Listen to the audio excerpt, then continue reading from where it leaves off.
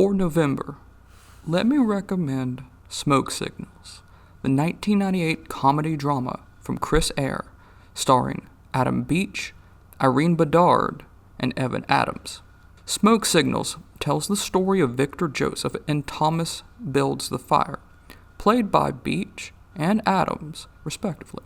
When Joseph's estranged father Arnold Joseph dies, Victor and Thomas leave their home on the Coeur d'Alene Indian Reservation in Idaho for Phoenix, Arizona to retrieve his ashes. Along the way, they confront their conflicted views of Arnold, their life, quote, on the res, and meet Arnold's friend Susie Song, played by Bedard, who offers a different view of Arnold.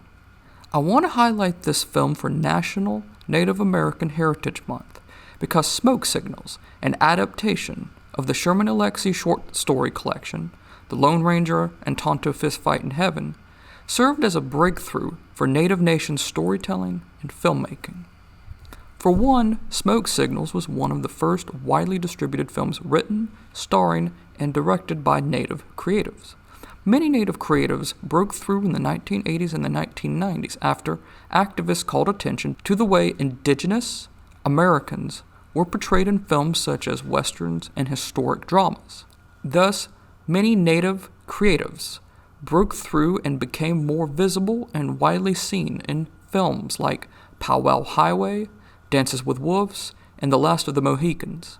Actors like Gary Farmer, Wes Studi, and Tonto Cardinal took on roles more widely visible to audiences.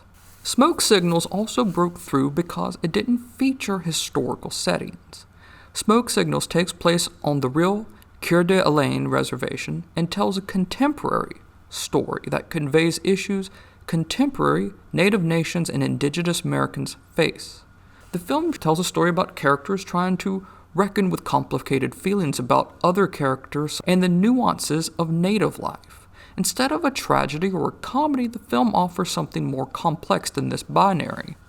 Director Chris Eyre said in an interview with Filmmaker magazine that so many films are, quote, always about how the overculture wants to portray Indians, and it's usually in the romantic vein.